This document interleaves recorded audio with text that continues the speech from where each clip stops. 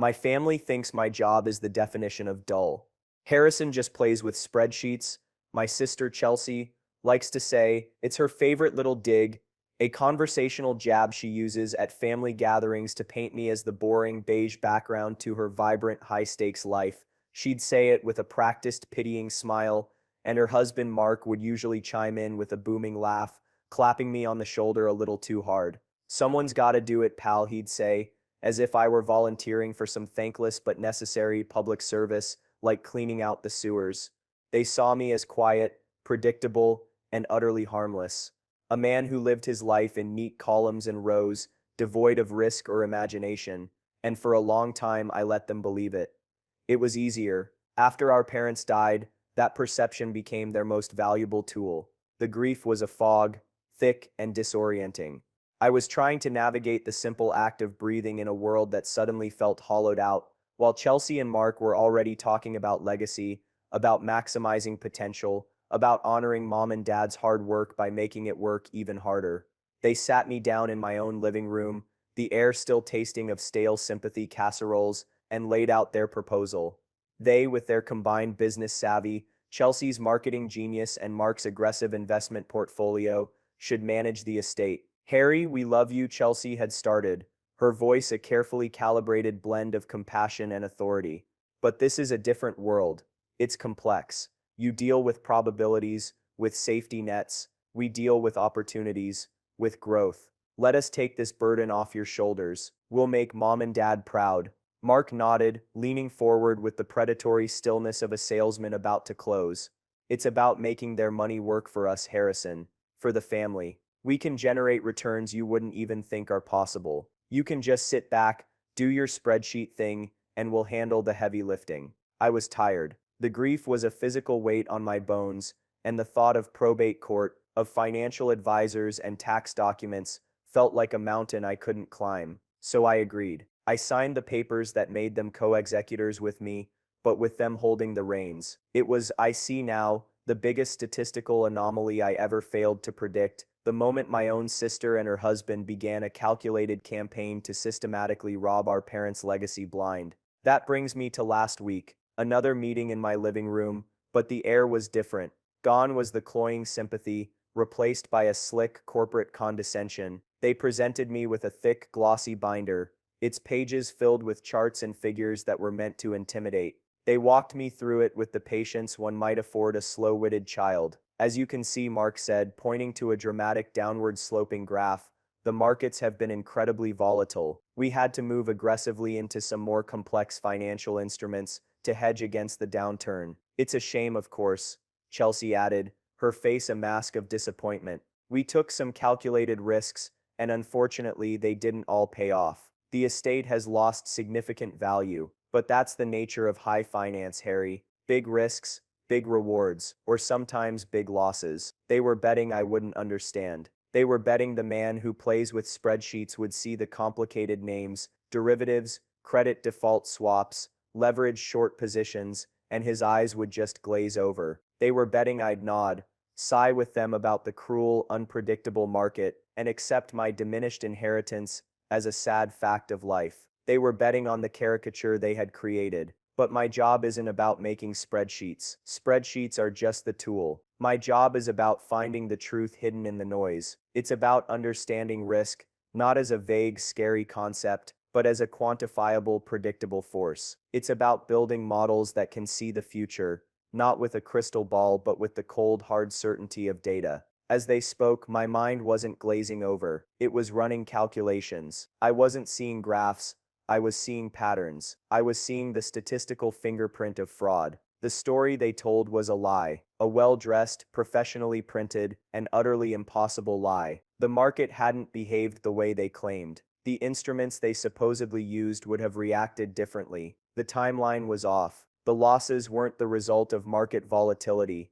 They were the result of a carefully executed siphon, draining money from our parents' life's work directly into their own accounts. I built a probabilistic model, a fortress of code and data that tested their narrative against reality. I simulated their claimed investment strategy 10 million times against the actual historical market data from the past year. The result, the outcome they presented me with, those specific losses, with those specific instruments, in that specific time frame, was a statistical impossibility. The odds of it happening naturally were less than 1 in 100 million. It was the data equivalent of a signed confession. So I sat there, nodding quietly, as they finished their presentation. I took the glossy binder from them, felt its dishonest weight in my hands, and said, "Thank you for explaining. It's a lot to take in. I'll need some time to look this over."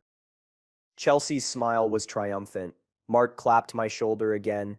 That same patronizing gesture. "Take all the time you need, pal. We're all in this together." They left, confident in their victory, leaving me alone in the quiet of my house with a binder full of lies and a laptop full of truth. They think I'm going to come back to them with a few confused questions. They think I'm going to try and argue about a few line items. They are wrong. I'm not presenting my findings to them. I'm presenting them, along with a mountain of other evidence I'm about to unearth, as the centerpiece of a criminal fraud case. My name is Harrison, and my family is about to learn that the boring man who plays with spreadsheets is the last person you ever want to cross. Because I don't just see the numbers, I see the story they tell, and I know with mathematical certainty exactly how this one ends. After they left, the silence in my house was deafening. It wasn't a peaceful quiet, it was the charged stillness of a storm holding its breath. I walked over to the built-in bookshelf my dad and I had made one summer and ran my hand over the solid oak. He'd taught me to measure twice and cut once, a lesson that had become the bedrock of my entire professional philosophy. Chelsea had always mocked it. "Just eyeball it," she'd say, impatient, wanting the satisfaction of the finished product without the tedious precision of the process. That bookshelf was straight, true, and would outlast us all. The glossy binder on my coffee table, however, felt flimsy and crooked, a monument to her way of thinking. I picked it up. The paper was too slick, the ink too bright. It was a performance, designed to look impressive while saying nothing of substance. I could almost smell Mark's obnoxiously expensive cologne clinging to the cover, a scent that always seemed to announce his arrival 5 seconds before he did. The initial shock of their presentation wasn't a wave of hot anger. It was a sudden, chilling clarity. It was as if the emotional fog of the past year had been blasted away by a freezing wind, leaving behind a landscape of sharp, undeniable truths.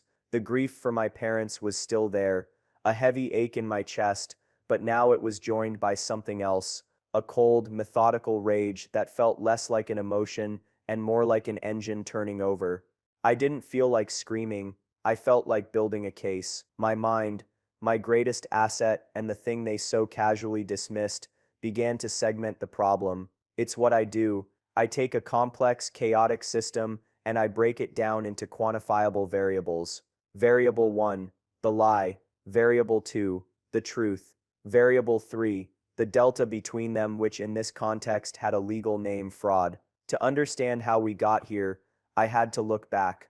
I had to run a regression analysis on our own family history.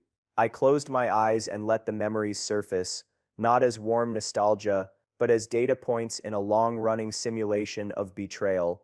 I remembered being 9 years old.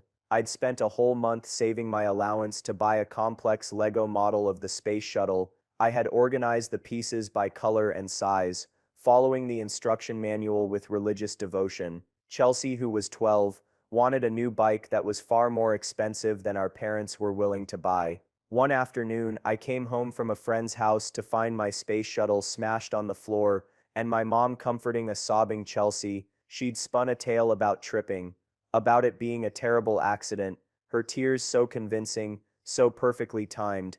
My parents, feeling sorry for her, and seeing my disappointment as a small thing compared to her theatrical guilt, bought her the bike a week later to cheer her up. I never got another Lego set. I learned that day that a well-performed lie was more powerful than a quietly held truth. Data point logged. Then, my mind jumped forward to my parents' final years. The illness had been slow, a thief that stole them from us piece by piece. I was the one who lived just 10 minutes away. I was the one who managed the matrix of doctor's appointments, medication schedules, and insurance claims. It was a logistical nightmare, a chaotic storm of information that I tamed with, yes, a spreadsheet, a color-coded, cross-referenced, time-stamped masterpiece of practical care. It ensured Dad never missed a dose of his heart medication, and Mom's physical therapy sessions were perfectly aligned with her energy levels. I didn't see it as a burden. I saw it as a problem to be solved, a system to be optimized for their comfort. Chelsea and Mark would sweep in once a month from their home an hour away. They wouldn't bring casseroles, they'd bring energy. They'd fill the house with loud talk of fighting, of beating this thing, of legacy. They spoke of Dad's portfolio and Mom's estate, using terms that felt alien and predatory in a house filled with the quiet dignity of decline. I remember one afternoon, I was in the kitchen measuring out Mom's liquid nutrition to the milliliter, a task requiring my full concentration. Mark walked in, talking on his phone about some multi-level marketing opportunity he was exploring. He glanced at what I was doing, shook his head with a smirk, and whispered to Chelsea as he walked out, "He's like a pharmacist for a single patient, such a waste of a big brain." They saw my detailed care as a symptom of my smallness, my focus on the minutiae, failure to see the big picture they were so obsessed with. They didn't see it as love, they saw it as labor. Data point logged. The final crucial data point was the meeting after the funeral. We were all emotionally raw. The air in my parents' house was thick with the scent of wilting flowers and the palpable absence of their voices. I was numb, just trying to process the finality of it all. Chelsea chose that moment to strike. She held my hand, her grip firm, her eyes welling with what I then believed were genuine tears. "Harry, we need to be smart about this," she'd said, her voice a low, urgent whisper. "Mom and Dad worked their whole lives for what they built. We can't just let it sit in some low-yield savings account." That's not what they would have wanted. Mark had the paperwork ready. It was always about the paperwork with him. He spread it on the dining room table where we'd had 1,000 family meals. "This is a standard executor agreement, but with a provision that allows Chelsea and me to act as the primary investment managers. We have contacts, Harrison. We can get into funds that are closed to regular people. We can make this grow, for all of us. For your future kids, for our future kids. This is about family." They used the word family like a weapon and a shield. They leveraged my grief, my exhaustion, and my lifelong conditioning to see Chelsea as the one who knew best about the real world. They painted a picture of me, the boring actuary, being a poor steward of our parents' dynamic legacy. It was emotional blackmail wrapped in financial jargon. I felt a surge of guilt, as if my caution was somehow disrespecting our parents' adventurous spirit. So I signed. I gave the fox the keys to the henhouse, and I did it because they told me it was the loving, responsible thing to do. Opening my eyes, the living room was the same, but my perception of it had been irrevocably altered. The past wasn't the past. It was a clear and predictable trajectory leading directly to this moment. Chelsea hadn't suddenly become a thief. She had been practicing her entire life. Mark wasn't just an opportunist. He was the catalyst that had weaponized her natural tendencies. I stood up and walked to my home office. It's a spare, organized room that Chelsea once called the beige box where fun goes to die. On my desk were 3 monitors, a high-powered workstation, and a comfortable ergonomic chair. To them, this was the cage of a boring man. To me, it was my cockpit. It was where I took the chaos of the world and bent it to the will of logic. I sat down and pulled the glossy binder closer. The anger was gone now, burned away by the cold fire of purpose. This wasn't about a family squabble anymore. This wasn't about getting my share of the money. If they had simply lost the money through incompetence, I would have been disappointed, but I would have accepted it. This was different. This was theft, wrapped in condescension. It was a crime committed not just against me but against the memory of the 2 people who had loved us both. I looked at the picture on my desk. It was of my parents on their 40th anniversary, standing on a beach, laughing. My dad had his arm around my mom, and she was looking at him with an expression of pure, uncomplicated joy. They had built their life on honesty, hard work, and a quiet sort of integrity. They deserved better than this. They deserved a son who would protect what they built, not with loud, empty words, but with quiet, unassailable facts. The catalyst wasn't just the lie in the binder. It was the lifetime of dismissiveness that made them think they could get away with it. It was the smirk on Mark's face. It was Chelsea's pitying tone. It was the memory of my smashed Lego shuttle. They hadn't just stolen money. They had stolen my parents' story and tried to rewrite it as a tragedy of market forces. I was going to write the real ending. I turned to my computer, my fingers hovering over the keyboard. The fight wouldn't be won with shouting matches or emotional appeals. It would be won here, in the cold, clean world of data. They thought I was a harmless man who played with spreadsheets. They were about to find out that my playground was a battlefield, and I had just decided to go to war. My first step was to deconstruct their lie, piece by excruciating piece. The binder was my gospel of their sins. I scanned every page, converting their glossy charts and bloated prose into raw data. My home office, usually a sanctuary of quiet focus, transformed into a war room. The hum of my computer was the only sound, a steady counterpoint to the storm of calculations flashing across my screens. Their core claim rested on a series of investments in highly volatile niche derivatives, supposedly as a hedge against a market downturn that never quite materialized in the way they described. It was a clever narrative, filled with just enough real-world terminology to sound plausible to a layman.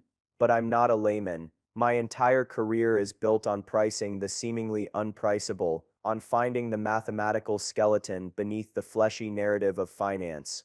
I didn't just look at their numbers. I started building my model. This wasn't some back-of-the-envelope calculation. I was constructing a full-scale stochastic simulation. I fed it 2 years of real, minute-by-minute market data for every single asset class they claimed to have invested in.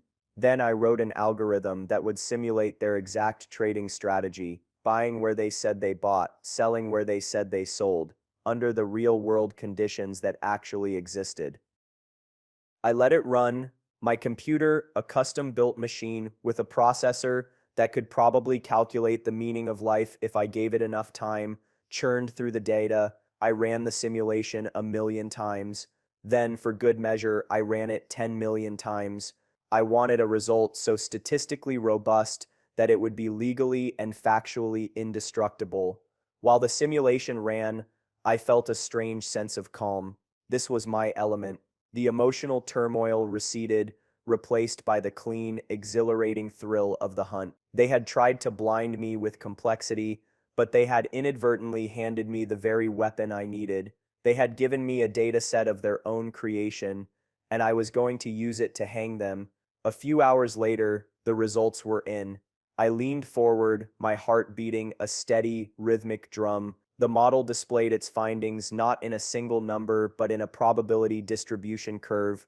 It showed the range of all possible outcomes for their investment strategy. A small gain was possible. A small loss was also possible. A moderate loss, while unlikely, was within the realm of statistical noise. But the catastrophic loss they had presented in their glossy binder, the number they had circled in red to show me how much of my parents' legacy had evaporated. According to my model, the probability of that specific outcome occurring naturally in the real-world market was 0.00000001%. 1 in 100 million. It was the statistical equivalent of a person being struck by lightning while simultaneously winning the lottery and being eaten by a shark. It wasn't bad luck. It wasn't market volatility. It was a statistical impossibility. The numbers didn't just suggest fraud. They screamed it from the rooftops. But a model, no matter how powerful, is just a theory. It's an academic proof. To win in the real world, I needed to follow the money. And for that, I knew I was out of my depth. I wasn't a forensic accountant or a lawyer. I was an actuary. I needed an ally, a professional who could take my statistical certainty and forge it into a legal spear. Finding the right person was critical. The family lawyer was out of the question. He was an old friend of Dad's, a kindly man who specialized in wills and property transfers, not white-collar crime. He'd be more likely to suggest family counseling than a criminal indictment. I needed a shark, not a dolphin. My research led me to a name, Alistair Davies. He was a former federal prosecutor who had spent 15 years in the Economic Crimes Unit of the U.S. Attorney's Office before starting his own private practice. His firm's website was stark and professional, no smiling photos, no vague promises, just a list of his notable cases, a litany of corporate embezzlers, fraudulent fund managers, and Ponzi schemers he had put behind bars. His specialty was, in his own words, dismantling complex financial falsehoods. He was perfect. Getting a meeting was harder than I expected. His gatekeeper, a woman with a voice so crisp it could have cut glass, informed me that Mr. Davies's time was extremely valuable. I was just another voice on the phone with a family dispute. I knew I had one shot to get past her. Please tell him this, I said, keeping my voice level and calm. I have a probabilistic model demonstrating a 7 sigma deviation in the performance of an estate portfolio. The executors are claiming market volatility. My model proves malfeasance to a mathematical certainty. I am not looking for a settlement. I am looking to build a criminal case. There was a pause on the other end of the line. I heard the faint sound of typing. The crisp voice returned, slightly thawed. Mr. Davies can see you tomorrow at 4. I walked into Alistair Davies's office the next day feeling like I was about to defend a doctoral thesis. The office was on the top floor of a downtown skyscraper with a panoramic view of the city. But Davies wasn't looking at the view. He was a man in his late 50s, with sharp eyes that seemed to miss nothing and a face that looked like it had been carved from granite. He sat behind a massive mahogany desk, a stark contrast to my own minimalist setup. He didn't rise or offer to shake my hand. He just gestured to the chair opposite him. You have my attention for 30 minutes, Mr. Shaw, he said, his voice a low gravel. Your message was intriguing. Most people who come in here talk about feelings. You talked about standard deviations, so talk. I didn't start with the family drama. I didn't talk about my parents or my sister. I opened my laptop and put it on his desk, turning it to face him. I walked him through my model, not the results, but the methodology. I showed him the data sources, the algorithm, the regression analysis, the 10 million simulations. I spoke his language, the language of evidence, of process, of irrefutable logic. For 20 minutes he didn't say a word. He just listened, his sharp eyes darting across the screen, occasionally asking a pointed question. Why did you use a Monte Carlo simulation instead of a bootstrapping method? How did you account for transaction costs and management fees in your model? They were expert questions, designed to test the rigor of my work. I answered each one precisely and without hesitation. When I finished, I finally showed him the result. The 1 in 100 million probability. He leaned back in his chair, steepling his fingers. For the first time, a flicker of something that might have been a smile touched the corner of his mouth. Good God, he murmured, almost to himself. They didn't just rob you, they insulted your intelligence in the most spectacular way possible. He looked at me, really looked at me, for the first time. The skepticism was gone, replaced by a keen professional interest. This model is a work of art, Mr. Shaw. It's the most elegant proof of fraud I've ever seen. It's a nail. A very big, very sharp nail. But a nail is useless without a hammer and a plank of wood. This model will convince a judge, but a prosecutor will want more. They'll want the paper trail, the destination of the funds. This was where our B-plot, our subplot, began. Davies wasn't just a lawyer. He became my guide through the murky world of financial warfare. He had his own story, a small piece of which he shared with me during one of our late-night strategy sessions. Early in his career, he'd been on the other side, defending a wealthy executive accused of insider trading. Davies had believed his client, had fought for him, and had won. 2 years later, the man had drunkenly confessed to the whole thing at a Christmas party, laughing about how he'd fooled everyone, including his own lawyer. Davies had been disgusted. He quit his high-paying corporate law job the next day and joined the U.S. Attorney's Office. He never wanted to be on the side of the liars again. That small story told me everything I needed to know. He wasn't just in it for the fee. He was a true believer in the power of the truth. Davies's guidance was my hammer. Your sister and her husband are arrogant, he said, pacing his office. Arrogant people are sloppy.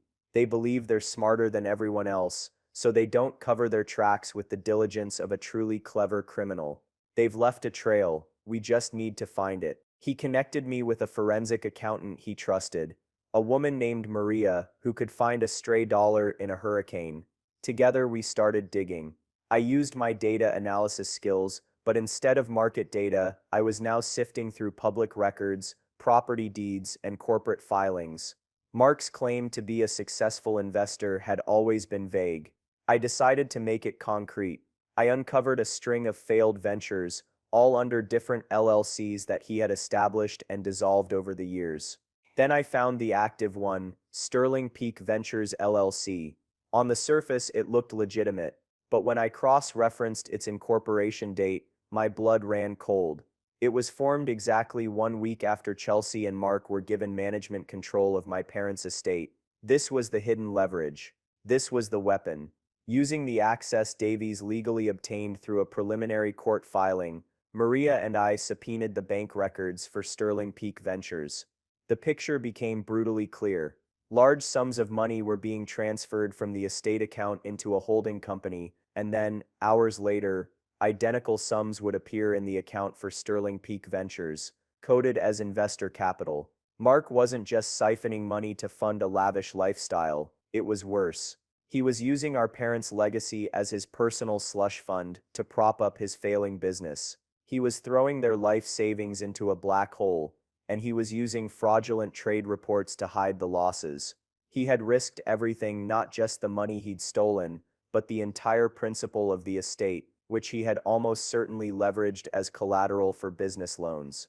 This wasn't just theft, it was the potential for total annihilation. The final piece of the puzzle fell into place almost by accident. Maria was tracing their personal spending. There were the usual things: expensive cars, designer clothes, lavish vacations they'd been posting about on social media. But there was one recurring high-value payment that stood out. A monthly transfer to a prestigious and incredibly expensive private school, for who, they didn't have any children. A quick search of the school's tuition schedule and Chelsea's social media gave me the answer. She had been posting photos with her best friend, a woman from her yoga class, and her friend's son. Chelsea was the boy's godmother. She'd boasted online about how she was making sure her gorgeous godson got the best education money could buy. She was playing the role of the wealthy, benevolent benefactor, a role she was funding with my parents' stolen money. It was a level of gall that was almost breathtaking. The arrogance was staggering. I now had everything. I had the statistical proof. I had the money trail from the estate to his failing business. I had the evidence of their personal enrichment. The plan was no longer just a secret. It was a loaded weapon, and my finger was on the trigger. The time for quiet investigation was over. It was time to make my first move. The plan Alistair Davies and I devised was one of quiet, escalating pressure. It was a strategy born from my world of actuarial science. Apply a precise amount of force to a specific stress point and watch the entire structure buckle. There would be no dramatic confrontation, no tearful accusations. The first move of the war would be silent, bureaucratic, and utterly devastating. Following Davies's exact instructions, we filed an ex parte emergency petition with the probate court. The legal language was dry and technical, but its meaning was a declaration of war. We presented the court with a summary of my probabilistic model and the preliminary findings from the forensic accountant. We cited gross mismanagement, potential criminal fraud, and immediate risk to the remaining assets of the estate. We requested a temporary freeze on all estate accounts and a suspension of Chelsea and Mark's powers as co-executors, pending a full hearing. Because it was an emergency petition, the judge could grant it without the other party being present or even notified beforehand. Davies's reputation, combined with the chilling mathematical certainty of my model, was enough. The judge signed the order within an hour. A court clerk electronically transmitted the order to every financial institution holding the estate's assets. With a series of keystrokes, A firewall slammed down around my parents' legacy. The tap was turned off. I didn't tell Chelsea or Mark. I went home, made a simple dinner, and sat in the quiet of my house. I imagined the moment of discovery. It wouldn't be a phone call from a lawyer. It would be a moment of public, mundane humiliation. That was part of the design. The first signal came 3 days later. It was a Saturday.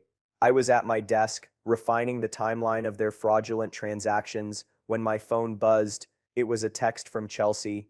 Hey, in the city with the girls, trying to buy these amazing shoes, but my card was declined? So embarrassing. Is there an issue with the joint account? Call me. I read the message and felt a cold, clean satisfaction. I imagined her, surrounded by her friends, her performance of effortless wealth, crumbling in a high-end boutique. I didn't reply. An hour later, my phone rang. It was Mark. I let it go to voicemail. The message he left was a masterpiece of barely contained panic, masquerading as bravado. Harrison, pal. Mark here. Listen, something weird is going on with our accounts. We were at Le Bernardin for dinner. He had to drop the name, of course, and the corporate card got rejected. All of them. Had to pay with my personal debit. Looks terrible. I'm sure it's just some bank glitch, but you're the numbers guy. Could you look into it? Give me a buzz. The panic was a hairline crack in his arrogant facade. He was trying to frame it as my problem to solve, sticking to the established dynamic. But the roles had already been reversed. He just didn't know it yet. I continued to ignore his calls. By evening, the trickle had become a flood. A dozen missed calls from Chelsea, a string of increasingly frantic texts from Mark. Harrison, call me now. This is not funny. What did you do? The bank won't tell me anything. They just said there's a court order. You better have a good explanation for this. You're messing with things you don't understand.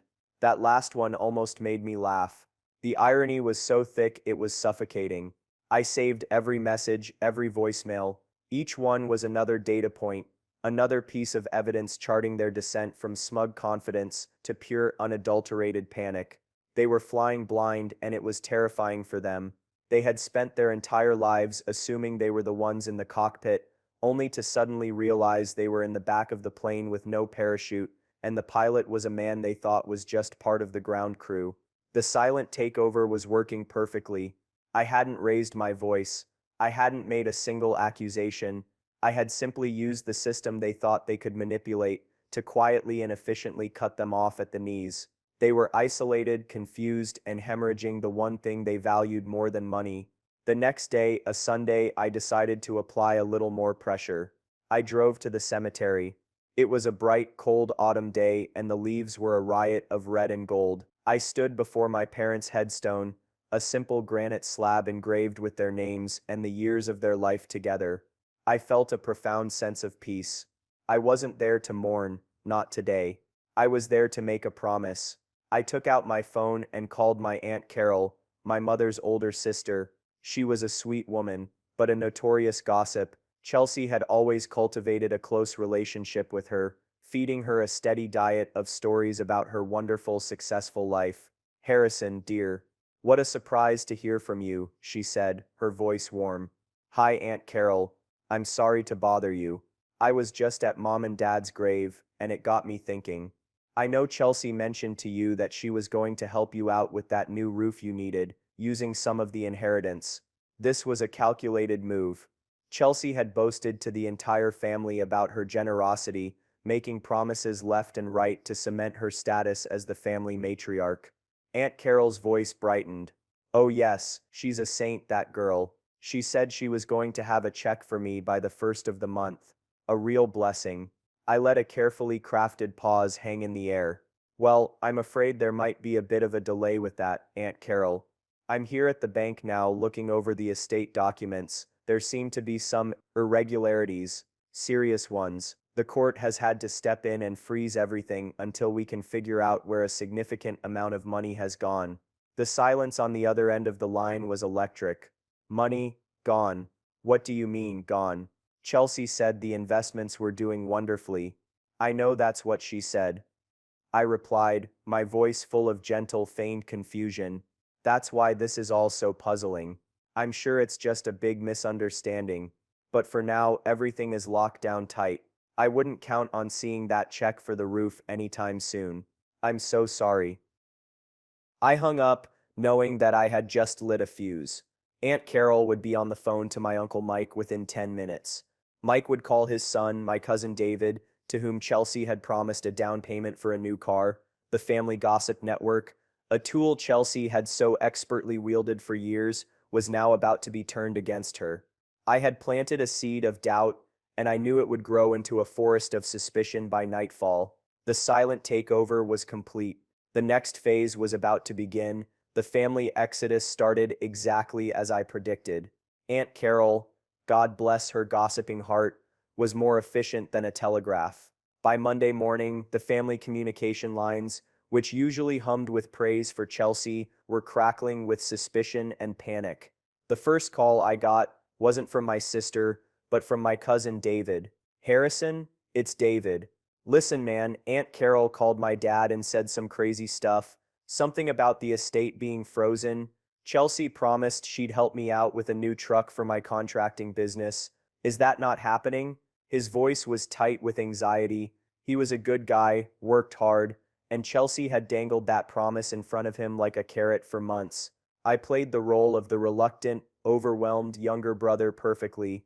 David, I'm so sorry. I'm trying to get to the bottom of it myself.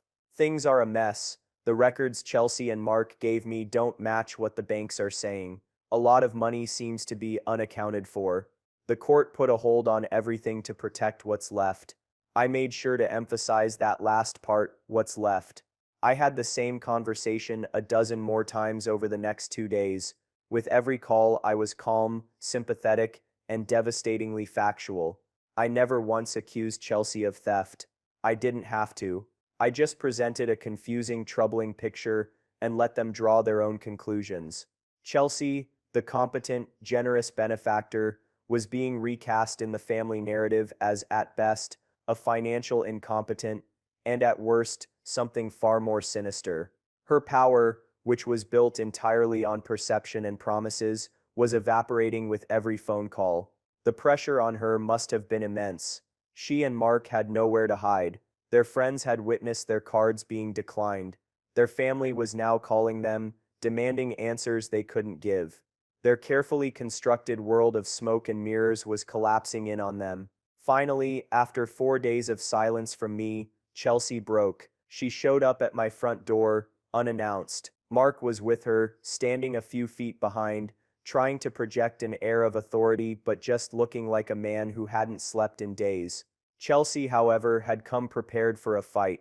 Her face was a storm of righteous indignation. "What is the meaning of this, Harrison?" she demanded before I had even fully opened the door. "Freezing our parents' estate, humiliating me in front of my friends, turning the whole family against me.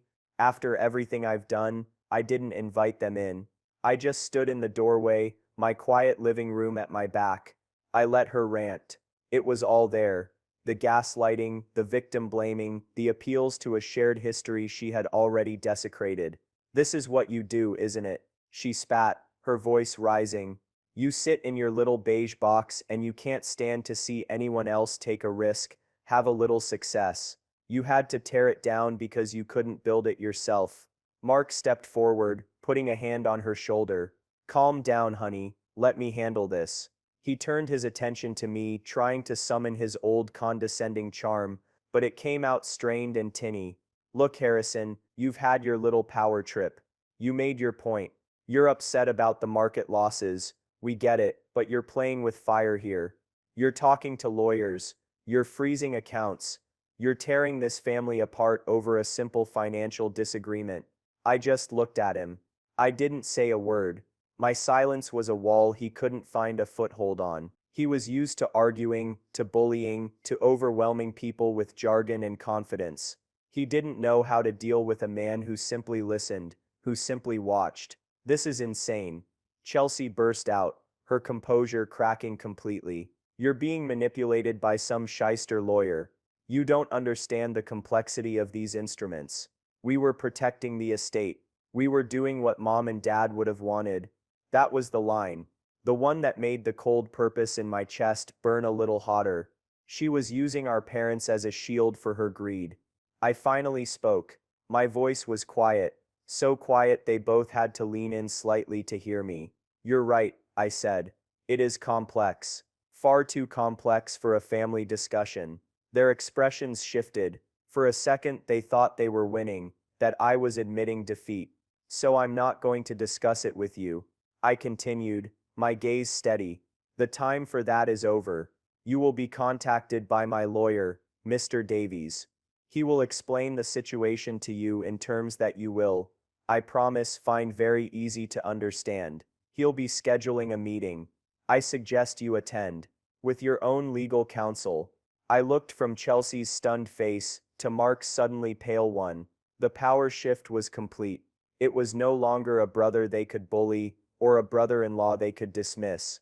I was an adversary, one who was holding all the cards and had no intention of showing them until it was time to rake in the pot. Now if you'll excuse me, I said, my hand moving to the door, I have some spreadsheets to play with. I closed the door on their shocked faces, the solid click of the lock echoing the finality of my decision. The desperate counter-manipulation had failed. The war wasn't going to be fought on my doorstep. It was going to be fought in a boardroom on my terms. And they had just realized they were hopelessly, completely outgunned.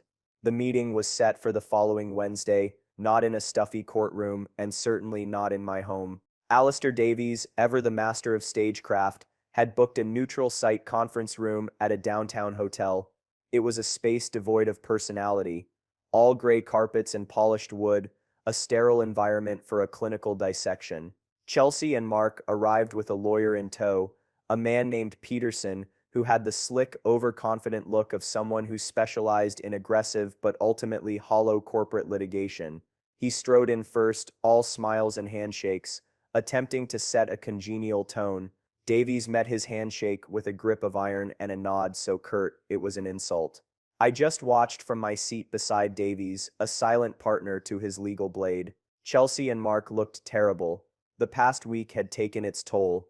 The arrogance was gone, replaced by a brittle defensive anger. They sat opposite us, a tangible wall of resentment between them. Peterson cleared his throat and began. All right, let's see if we can't clear up this unfortunate misunderstanding. My clients, as co-executors, have acted in good faith to grow the estate. The market is a fickle beast, and my client Harrison seems to have taken some standard downturns a bit too personally. Davies let him talk for about 90 seconds. Then he held up a hand, a gesture of such absolute authority that Peterson stopped mid-sentence. Mr. Peterson, Davies began, his voice a low, calm rumble that filled the room. We are not here to discuss misunderstandings. We are not here to debate market theory. And we are certainly not here to listen to you patronize my client. We are here to discuss grand larceny, wire fraud, and violations of the Uniform Fiduciary Act. So please, stop wasting our time with pleasantries. The color drained from Peterson's face. Chelsea let out a small, choked gasp. Mark's jaw tightened. Davies didn't wait for a response. He opened a sleek leather briefcase and placed a single thick document in the center of the table. It was bound in simple professional black, a stark contrast to the glossy, dishonest binder they had given me. This, Davies said, tapping the cover, is not a negotiation. This is a presentation of fact. For the next hour, Davies calmly, methodically, and without a shred of emotion, walked them through their own destruction. He didn't raise his voice. He didn't use inflammatory language. He simply presented the evidence, layer by damning layer. He started with my probabilistic model. He didn't just show them the 1 in 100 million conclusion. He projected the methodology onto a large screen, showing the data inputs, the simulations, the undeniable statistical proof that their story was a lie. I saw Mark's eyes glaze over, but it wasn't the look of someone who didn't understand. It was the look of someone who understood all too well that he was trapped. Then Davies moved on to the money trail. He projected the bank statements. A transfer of $150,000 from the estate account to a shell corporation. The corresponding deposit, minus a small transaction fee, into the account of Sterling Peak Ventures, Mark's failing business. He showed them a dozen such transactions. A steady, rhythmic siphoning of our parents' legacy. Sterling Peak Ventures, Davies said, turning a page, which, according to its own financial statements, has posted a net loss for the last 3 quarters. You weren't investing the estate's money, Mr. Thompson. You were using it to plug the holes in your sinking ship. Mark started to speak, a sputtering denial, but his lawyer Peterson put a hand on his arm, his face grim. He knew, he could see the clean, undeniable line of evidence. Davies wasn't finished. He moved on to the personal expenditures, the luxury car leases, the first-class flights to St. Bart's, and then the final humiliating nail, the tuition payments for Chelsea's godson. He projected a printout of Chelsea's own social media post, the photo of her with her friend and the boy, with her caption, "So proud to be able to give this brilliant young man the education he deserves. #godmother duties #giving back." Next to it, he projected the bank statement showing the tuition payment clearing from an account funded directly by the estate. 2 days before she made that post, Chelsea stared at the screen, her face a mask of disbelief and horror. The public performance of her generosity was now evidence in her own criminal indictment. The room was silent, the only sound the quiet hum of the projector. Finally, Davies closed his binder. He slid 2 documents across the table toward them. "You have 2 options," he said, his voice dropping to a near whisper, which was somehow more menacing than a shout. "Option A is a full and complete confession. You will sign over this document, which relinquishes all and any claim to the Shaw estate now and forever. You will also sign this legally binding agreement to repay every single cent you misappropriated, plus damages, interest, and all of my client's legal and accounting fees. The total amount is listed on page 3. It is substantial." He paused, letting the weight of that word hang in the air. "In return for your immediate and total cooperation," he continued, "my client, at his sole discretion, may recommend to the district attorney that they consider your cooperation when filing charges. I can make no promises, but a confession and full restitution is a powerful mitigator. You will still likely face a felony conviction, but you might avoid prison time." He then pushed the second, much thinner document a few inches forward. "Option B is you say nothing. You walk out of this room, and this entire file, along with my sworn testimony and a recommendation for the most severe charges possible, goes directly to the U.S. Attorney's Office, not the local DA, Mr. Peterson. My friends at the federal level, they take cases like this very seriously. With this evidence, they won't just walk to a conviction, they will sprint. And you, Mr. Thompson, and you, Miss Shaw, will almost certainly serve significant time in a federal correctional facility." The choice was laid bare: ruin or utter annihilation. Chelsea finally broke. A raw, ugly sob escaped her lips. "Harrison, please," she whispered, looking at me for the first time, her eyes pleading. "He was just trying to. We were going to pay it back. It was just a loan." I looked at my sister, the woman who had dismissed me, belittled me, and stolen from our dead parents, and I felt nothing. No pity, no anger. Just a vast, cold emptiness. The space where a brother's love used to be. I didn't respond to her. I just gave a slight, almost imperceptible nod to Davies. He understood. He looked back at them. "You have 1 hour to decide. I'll be enjoying a coffee in the lobby. I suggest you use the time wisely." Davies and I stood up and walked out, leaving them in the silent gray room with the evidence of their greed and 2 documents that would define the rest of their lives. The confrontation was over.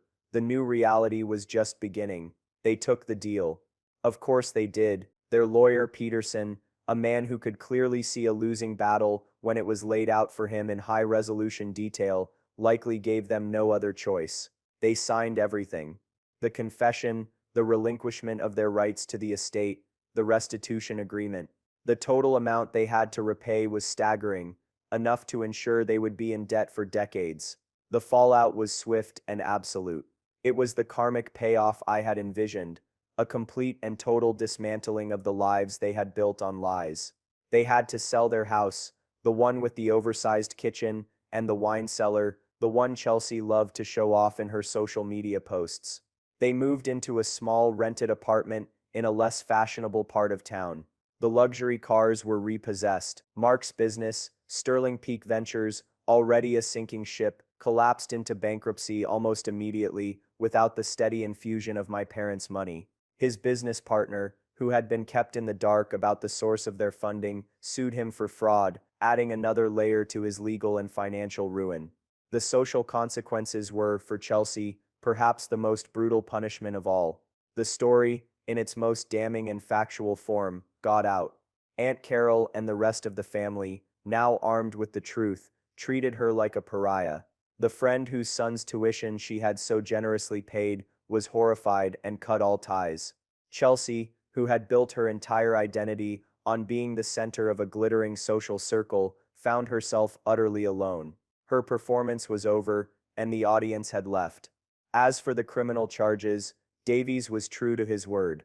We presented their signed confession and proof of the restitution plan to the district attorney. They were charged with felony grand larceny, but given their cooperation, the prosecutor agreed to a plea bargain that involved 5 years of stringent probation, thousands of hours of community service, and a permanent felony record that would follow them for the rest of their lives. They avoided prison, but their freedom was a constrained and shadowed thing. I, in the meantime, took over the sole management of the estate. I liquidated the complex, nonsensical positions they had created and reinvested everything in a stable, balanced portfolio of low-cost index funds and bonds. The kind of boring strategy that doesn't generate spectacular headlines but ensures steady, reliable growth over time. The kind of strategy my dad, a man who believed in slow and steady progress, would have approved of. The estate is secure now. It's not a tool for high-risk gambles, it's a foundation, a legacy that will be there for generations to come, just as my parents intended. I'm at peace. The anger has faded, leaving behind a quiet sense of justice. I protected my parents' memory. I defended their honor. I did it not with shouting or threats, but with logic, data, and an unwavering belief in the truth. And that brings me to the point of all this. Why am I telling you this story? Because I think my family's mistake is a common one. People see a quiet person, a methodical person, a person who finds comfort in numbers and patterns, and they mistake that quietness for weakness. They mistake a lack of drama for a lack of passion. My job as an actuary isn't about being boring. It's not about playing with spreadsheets. It's about understanding a fundamental truth of the universe, that for every action, there is a consequence. For every risk, there is a definable cost.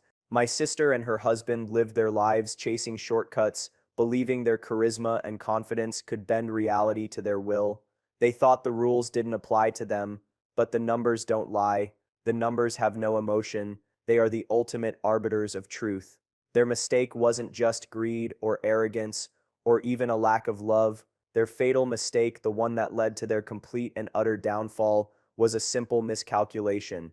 They underestimated the man whose entire life, whose entire profession is based on calculating the inevitable outcome of making incredibly stupid decisions. They thought I wouldn't see, but for a man like me, in a world made of data, a lie like theirs was the easiest thing in the world to spot. Thank you for listening to my story. It's been a difficult journey, but one that has reinforced my belief in the power of quiet competence. If you've ever been underestimated, if you've ever had someone dismiss your skills only to find out the hard way what you're capable of, I'd love to hear about it. Share your own story in the comments below. And if you found this story compelling, please consider liking this video and subscribing to the channel for more content. It helps more than you know.